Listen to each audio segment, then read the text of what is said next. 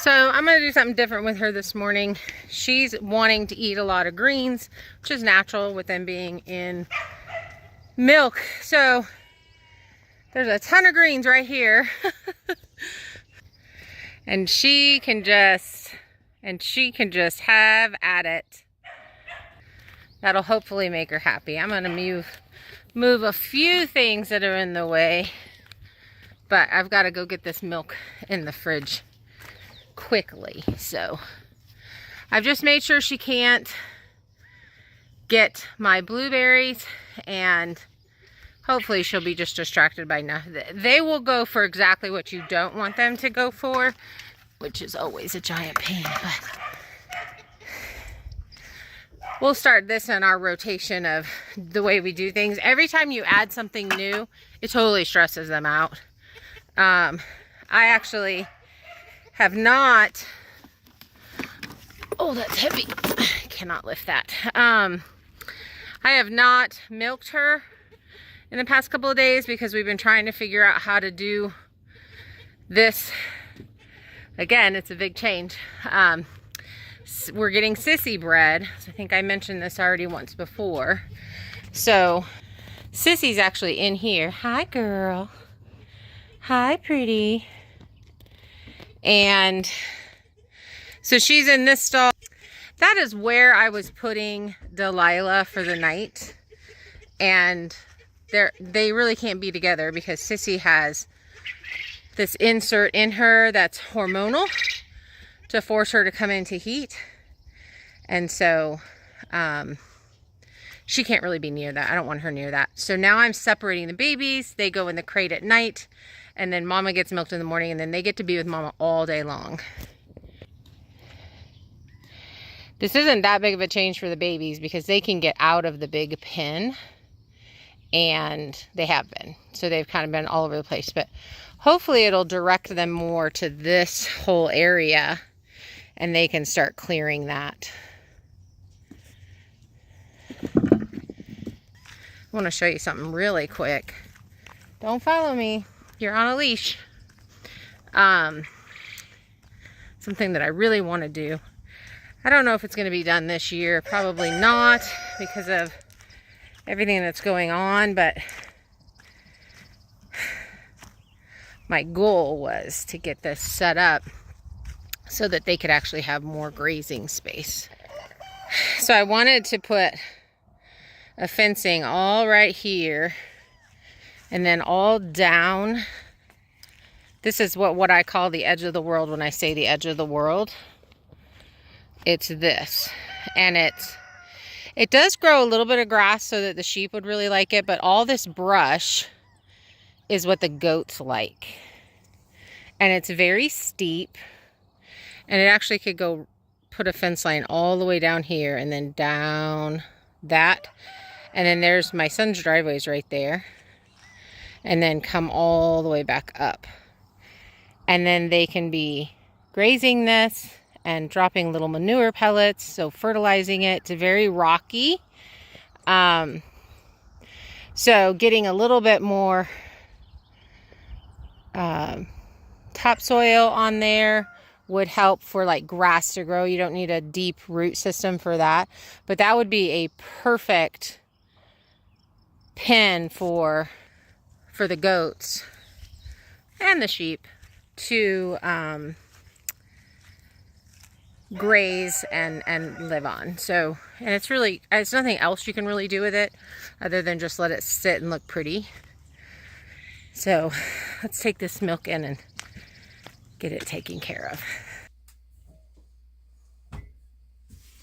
Honestly, I've not felt like doing anything, and the one thing about living in the country is you have to stay on top of stuff. So today is going to be about catching back up and getting back on top of stuff. This always happens when I have my grandsons, especially a few days in a row.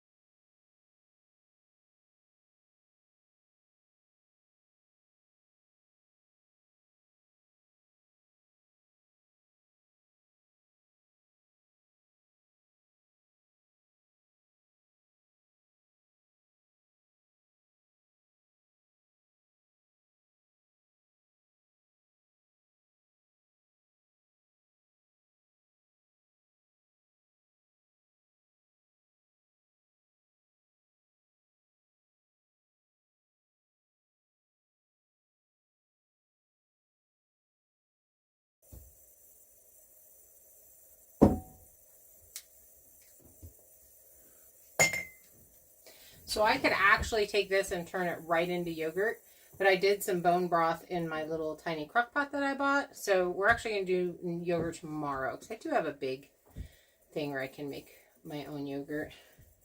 But when you're doing yogurt, you could literally just take it, because it's like 98 degrees. Actually, I think it might be 102. And you need it to be 100 degrees. Oh, I don't have a thermometer here, so I can't, but it's the temperature of the goat, and the goat is 102 from what I understand. I'll look it up. I'll double make sure. But the milk comes out of the body at that temperature, and so it's perfect for taking a little bit of live yogurt culture, putting it inside here, and then you turn your little crock pot on high, warm up the crock pot, turn it off, cover it all up with towels, and put this in there to sit overnight, and then you have fresh yogurt. I have a kitten climbing up my leg. I'm heating up my water. So once my water's heated up, I'll be able to do dishes. In fact, I'm going to turn this on low. Let's sit and have an update.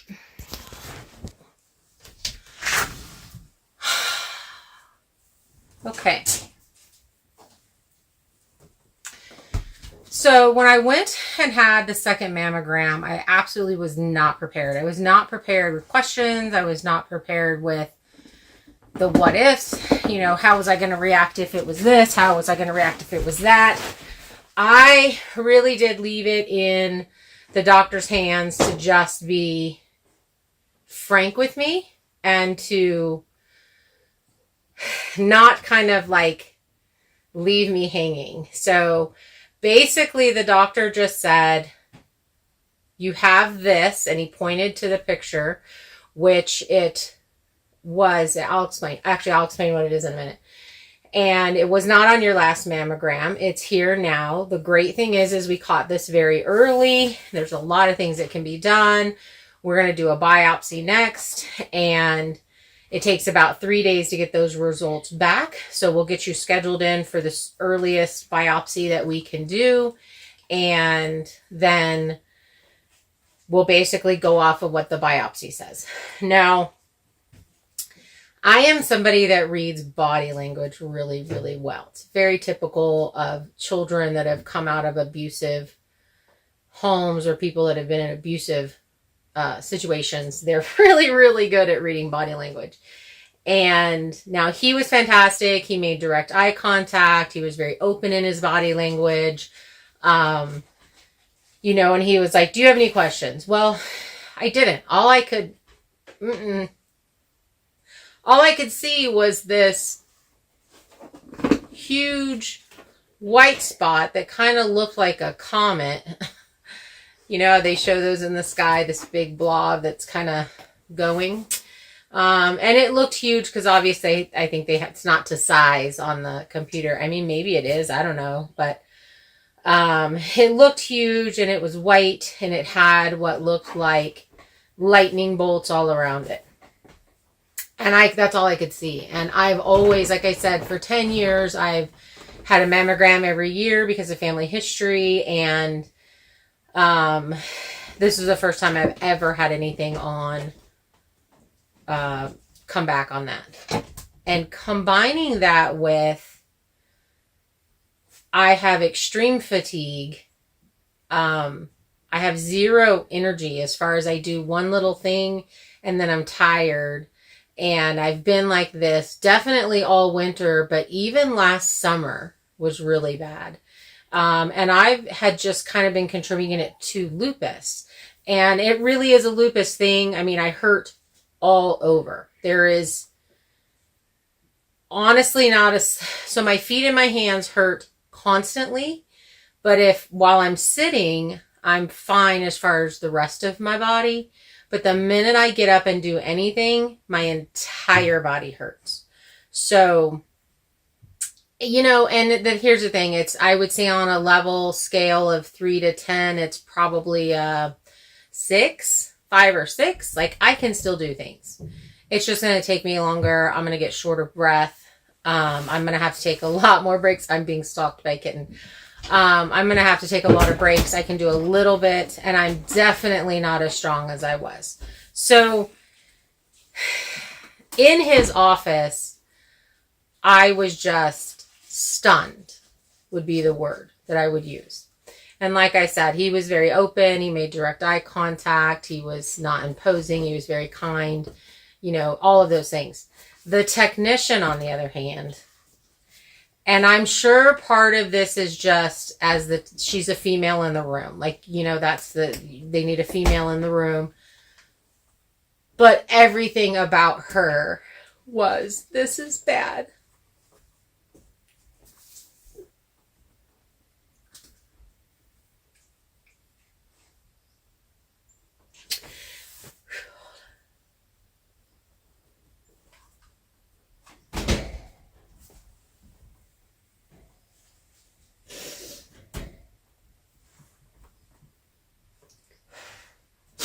But here's the thing, because I didn't do any like research, because people are like, don't Google anything, you'll freak yourself out. I was actually not prepared when he said, do you have any questions of me? Because I didn't have anything. I didn't know what to ask. I didn't know, you know, I was just like, tell me absolutely everything. Because I can't even think of a question.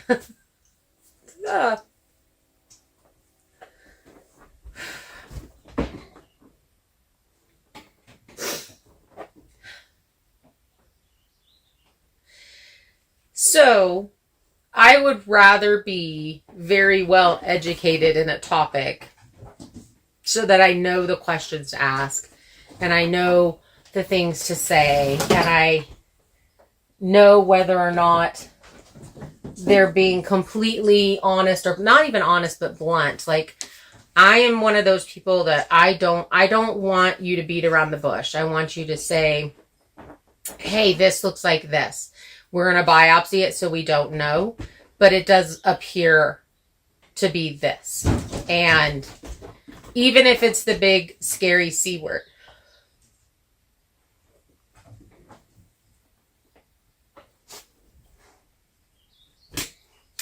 And I really want to be one of those people that's like, you don't need to be sad. You don't need to be scared. You don't need to be, life is amazing. I love God. God loves me, and I know that. And here you go. It's yours.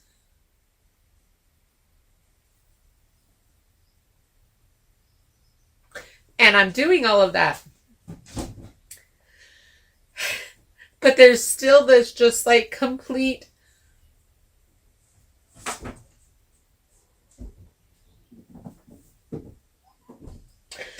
loss of control.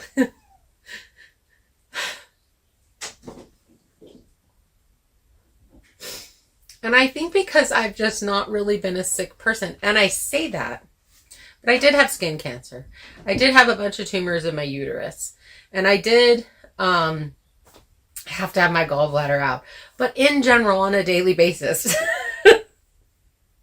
doesn't sound like a very healthy person to me. But anyway, I trusted that, oh, okay, you have this, no big deal. Let's just take out the uterus. No big deal.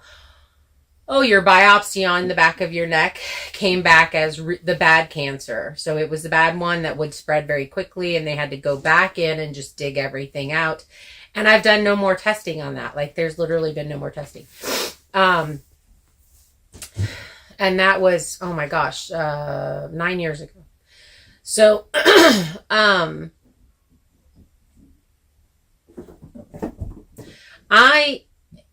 I came home and I started researching, and I started listening to people's testimonies and, you know, looking at mammograms online of what does cancer look like in a mammogram. That was kind of what I was Googling.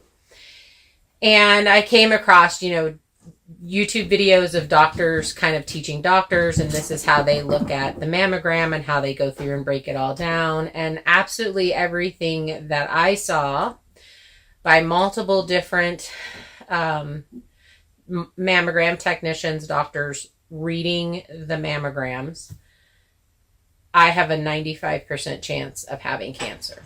Cancer shows up on your mammogram as white. Mine was very white, all white. I have a very fatty breast, which is very easy. It's the easiest one to detect anything on. And so basically it just kind of looks like black, and cancer shows up as white. And this was a big giant white blob.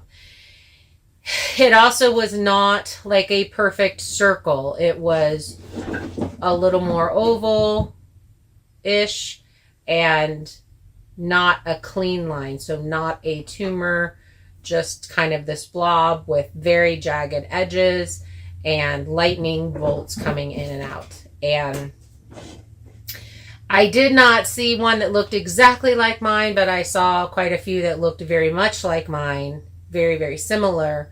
And every single one of those, they said this is cancer. So I am preparing myself to hear that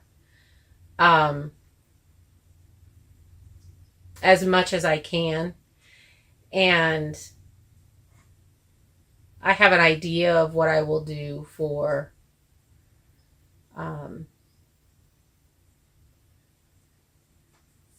treatment.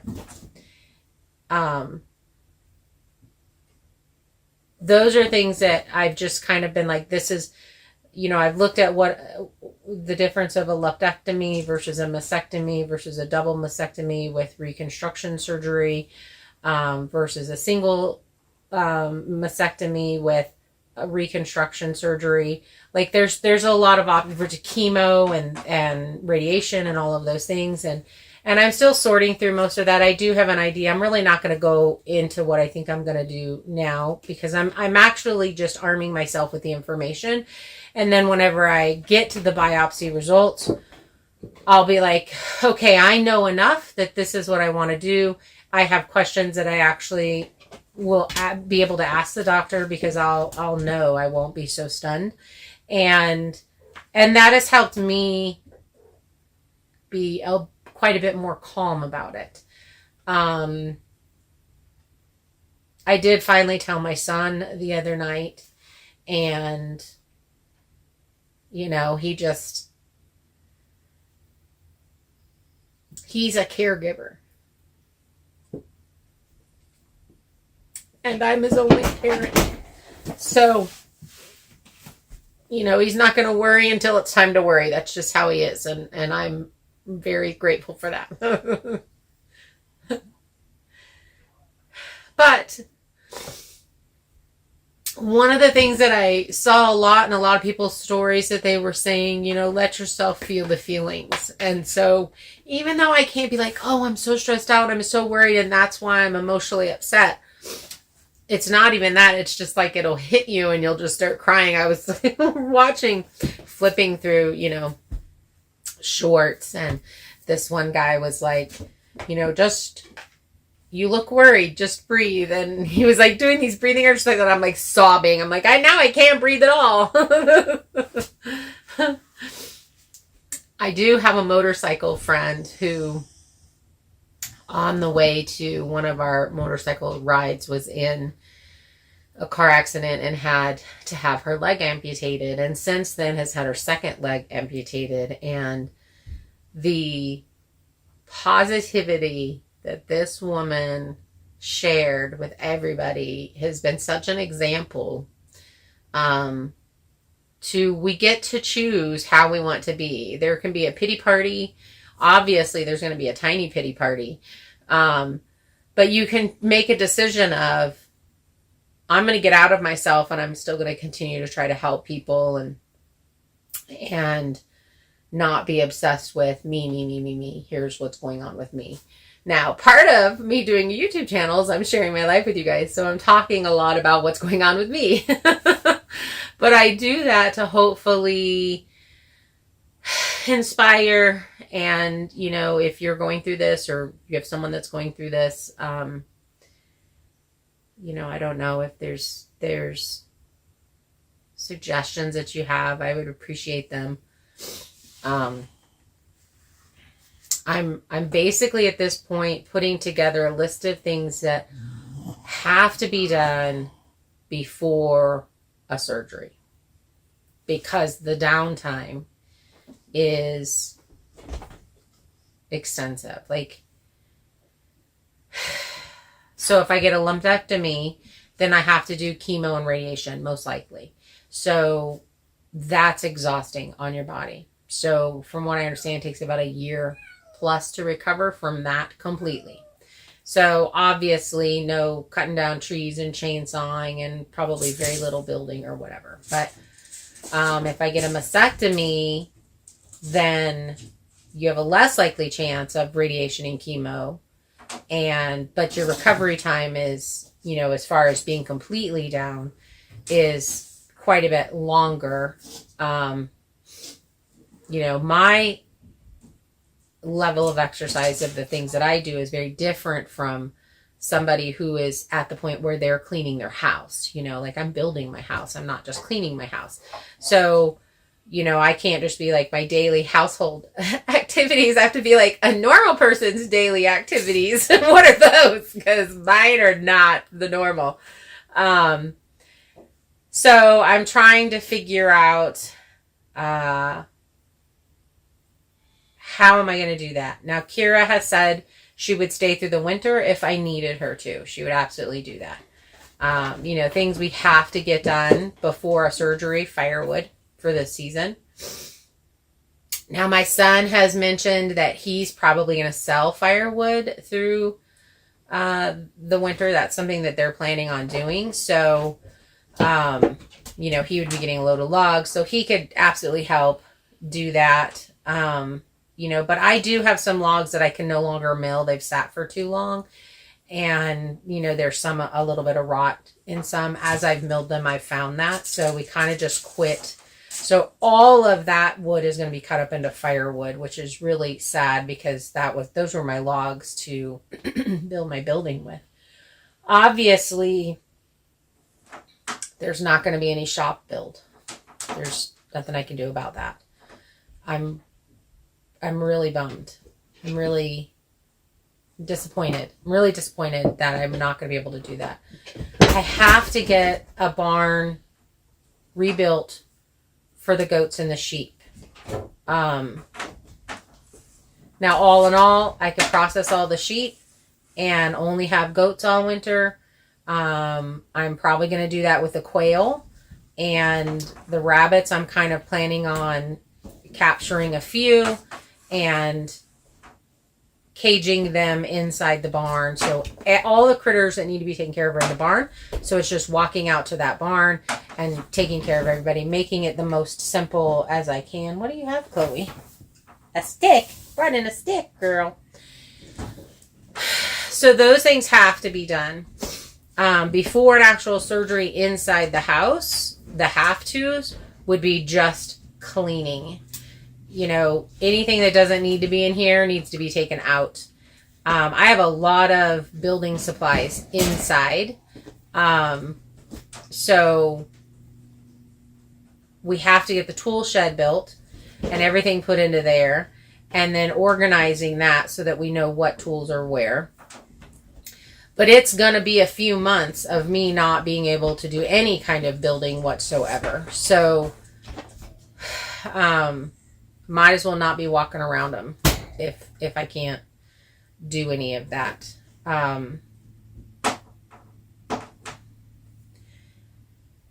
I've moved forward with the garden because I'm really feeling like I should be able to walk around the garden and harvest. Even if I don't preserve a bunch of stuff, at least we can go out and pick and eat that for the day. So I'm kind of just chaos gardening. I'm going to, the area that we have left, I'm just going to literally throw down all the seeds, cover all the seeds, and just let grow whatever will grow there. So it's a little chaotic, which is fine. It'll be fun to see what it does. I've never done that kind of gardening before.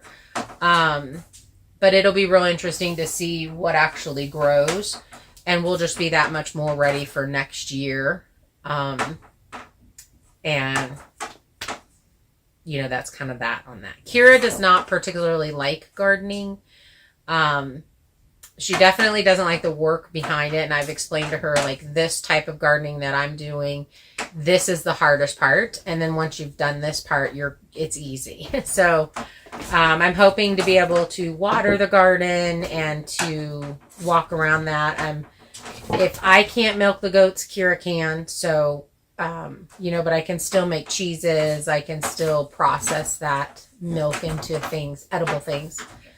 Cats are having a heyday behind you guys. I don't know if you can hear them or not, but so that's pretty much where I'm at. I basically can do a little and then I have to rest or I have to take a nap.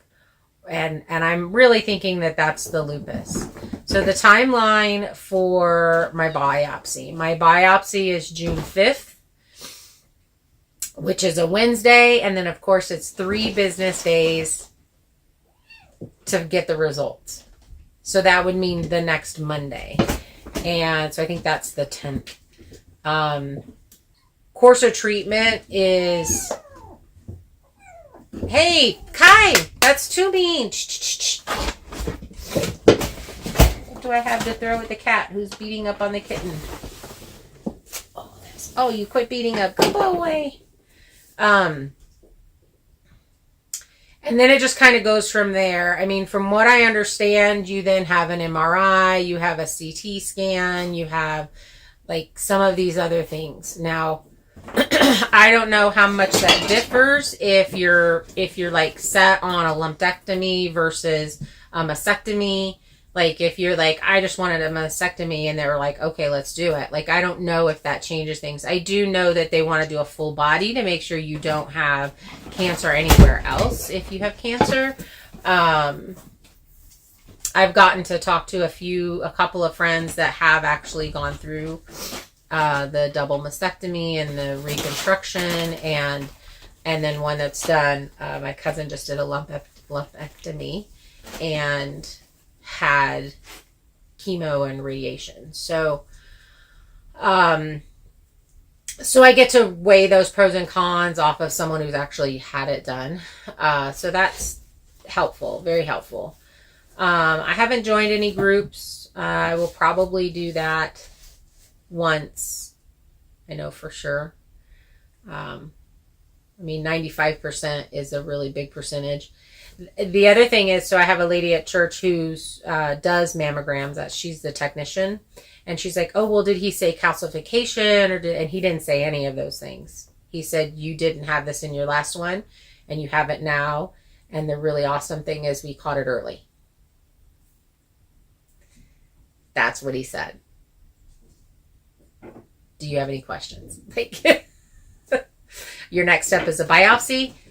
Do you have any questions? Like, that's what the doctor said to me. So it does seem to fall into line. There was no trying to convince me it's probably not cancer. There was nothing like that. So, boy, the cats are wild this morning.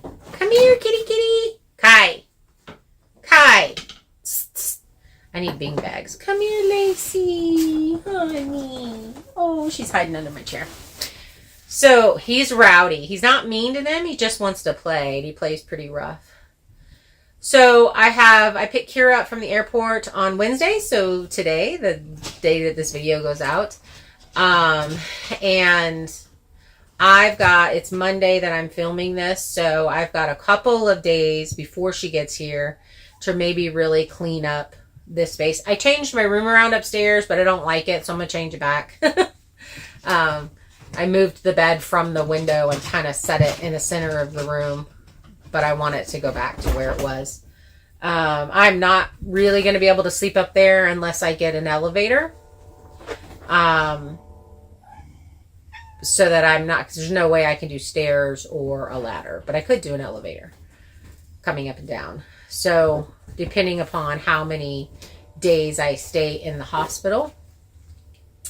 A lot of people have talked about how they are really up and moving around very quickly. You obviously can't lift anything, but if I had my elevator, then I could push the little button and I can go up and down. So I'm trying to figure out a way to do that. Because I like my room, I like my space, I like being able to go kind of get away from everything. But Kelly and Dwayne have a recliner, because that's another thing, you can't really sleep flat if you get a double mastectomy. So they have a recliner that actually can stand you up, that they're going to let me borrow, which would be fantastic, because then down here is basically where I'll be for quite a few weeks.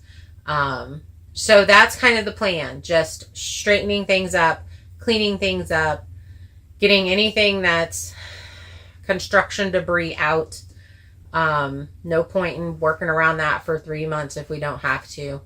The cleaner, the better, because we now do have 3 cats and 2 dogs in here. And, that in itself is a little bit of chaotic. So I think I'm just going to be picking up a bunch of totes from Home Depot on the 1st, and then I can at least put things in the totes and have it, kind of clean and put away or whatever. But honestly, I really want to move things out. Like, I want to open up the space. I want to, and we're not supposed to have any rain the rest of the week. So, well, actually Tuesday we are, thunderstorms and such, but for the rest of the week, it's warming up. It's all those things. I do need to think about maybe a little swamp cooler in here, because it's going to warm up and it's going to be hot.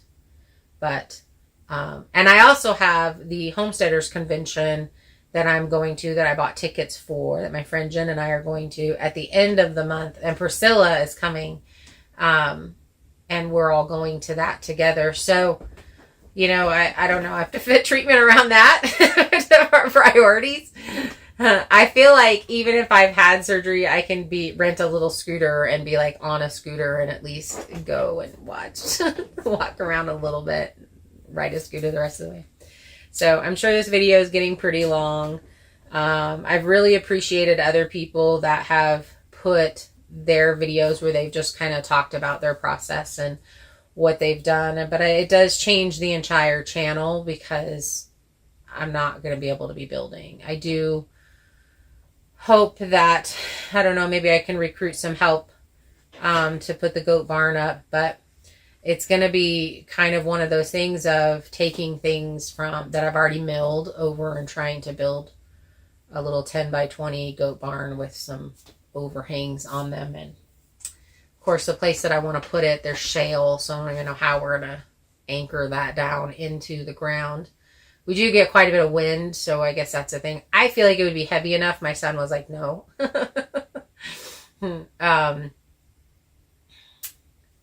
So, yeah, that's pretty much where I'm at. I haven't gotten a lot done this week because, I've been processing. So I did want to put a video out, and I do want to put videos out every week, every Wednesday. Second Tuesday of the month is a live. So I really hope you guys can come to this next live. And actually that live would be the day before. No. I may have my biopsy results by the time we do the next live. So I hope you guys could be there for that. That'd be fantastic. I really would appreciate you continuing to support the channel. I mean, you guys are fantastic. And I found such a good support group with quite a few of you here on, hi, Lacey. I named the babies Cagney and Lacey. This one's Lacey. She has a short tail. She's very cuddly. Aren't you, good girly? Yeah. Your counterpart is a little bit more independent. Chloe is a bit jealous. She does think that she's the mama. Is you the mama? Yeah, she growls. I think she growls because she's guarding her space.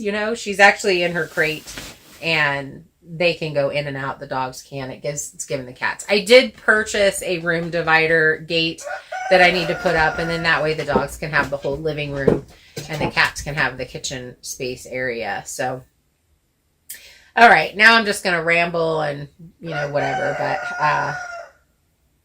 that's where we are. It does completely change absolutely everything about everything that I'm doing here. And I think the one thing that I absolutely do not want to hear is you are not going to be able to continue to live up there. This has just been such a dream for so long, and to say that you can't do it, it may have to change. I may not be able to physically build anymore. I may just be able to do smaller things, and that's okay. I would have to make money, hopefully off of YouTube, to pay people to build the things.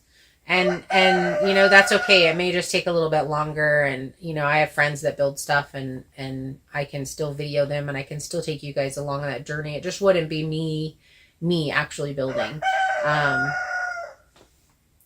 I'm okay with that. I'm okay with that. I don't want to live in the city. I don't want to move from the country. I don't want to no longer live my lifestyle. I think that I would die. I think that I would very slowly die. The few times that I've had to live in the city, my depression just went up. I didn't like it. I don't like being that close to other people. I love a finished house. Don't get me wrong. I'd love to be doing more cooking and processing and those kinds of things. I'm totally ready for all of that. Oh, honey, look at you. You're so cute. You're so cute. I don't know if you guys can see her or not. She's so cute. But I've got to get those things built first. So